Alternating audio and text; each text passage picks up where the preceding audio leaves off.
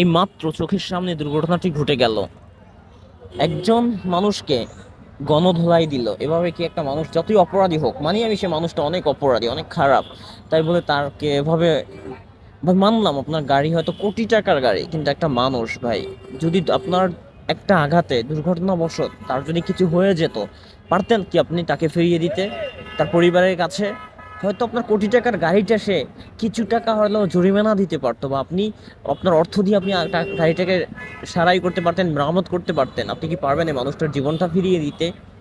তো আমাদের রাগ, আমাদের সবকিছু কন্ট্রোল করা উচিত। ঠিক আছে, আমার মালের ক্ষতি হয়েছে ভাই, তা বলে তো একটা মানুষ, মানলাম আমার গাড়িটা বড় গাড়ি, আমার ছোট গাড়ি, ওর দেখে চালানো উচিত। ও ভুল না করলেও এখনো অপরাধী, কারণ ওর বড় গাড়ি।